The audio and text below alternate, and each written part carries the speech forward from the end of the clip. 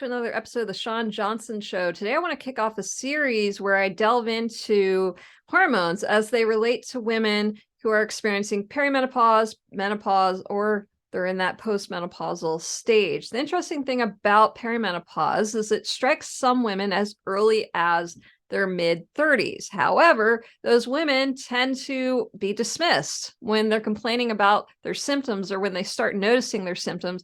And quite frequently, they're put on inappropriate treatments like antidepressants rather than addressing the hormone problem that's taking place and causing those symptoms to arise. You know, hormones affect everything from blood sugar, metabolism, blood pressure, growth, fertility, sex drive, you name it. They affect so much. They color the way we see the world. They shape our perceptions. They're so powerful, and it's really important to understand them so that we can work with them rather than have them work against us. You know, perimenopause can be described as the reverse of puberty. But the difference between perimenopause and puberty is when we're little girls, whether it's the school system or our parental figures, we're prepared for that mentally. You know, we're told changes are going to take place. You're going to get hair where you didn't have hair before. You might develop, you will develop breasts. You'll experience menstruation. But so many women just sort of go through perimenopause and menopause in this daze. And they feel crazy and they're tired and they're not sleeping and they're snapping. Their patience is thin and they're forgetful. All these just confusing things happening, but you're just told to grit, bear it, and just deal. And I'm here to tell you that it's a lot easier to fix a hormone imbalance, even though it can seem overwhelming, than it is to live with one. And we are living longer. Okay. And why shouldn't the back half of your life be just as amazing as the first? Or maybe the first wasn't amazing and you're just now getting started. It's too early to throw in the towel. So with a little bit of understanding, I hope to give you the knowledge to more effectively navigate this stage of your life, which could be incredible if you just have a little bit of understanding. So the number one thing that impacts our hormones is diet. Okay. Now, it's important to get that foundation in place, a healthy nutrition plan. With that being said, a healthy nutrition plan is not going to reverse the decline in hormones that happens through the perimenopause state, through that fluctuation starts to occur. You start experiencing dips in hormones that were once higher than they are now. And of course, the decline through menopause and beyond.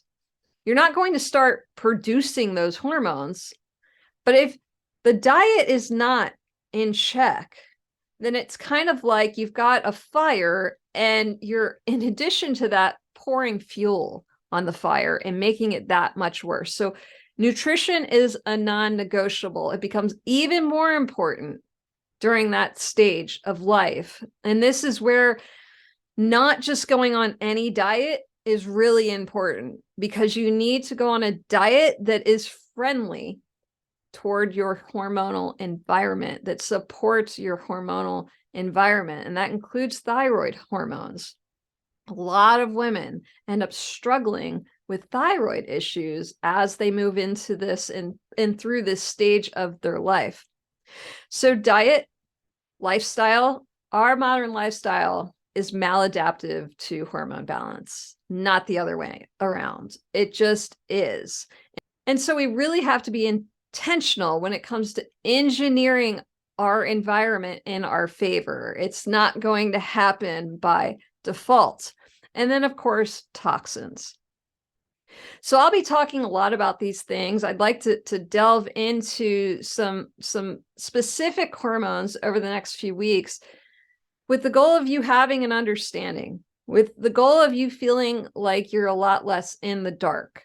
And when it comes to perimenopause in women, we all experience it a little bit differently, just like puberty. We all experience that stage of our life just a little bit differently.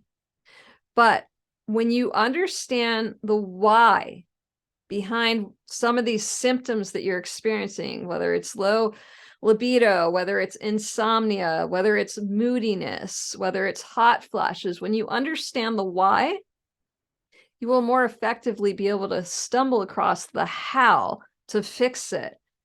But nothing beats trial and error. You can read all the books in the world. The faster you dive in, the faster you start looking at some of these things, exploring some of these things with an open mind, understanding that you're not necessarily going to find the answer the first time you try. Okay. It's going to take a lot of tweaking. It's going to take a lot of iterating, but it's so worth it because I go back to that thing I just said earlier. It is a lot easier to fix a hormone imbalance than to live with one. And too many women are living with hormone imbalance. And I will say, when it comes to perimenopause, menopause, postmenopause, hormone deficiency. If you had low vitamin D, would you just say, oh, well, I have low vitamin D, or would you go supplement with it? Okay. So I want to talk about what some of the solutions are as well to fixing some of these hormone deficiencies. What are some of the pros? What are some of the cons? What are some of the red flags to avoid? And by the end of it, you will be a whole lot more intelligent when it comes to one of the most important aspects of you as a human. So thank you. I hope you tune in next week. And if you have any questions, place it in the comments below. And don't forget to like and subscribe. Talk to you soon.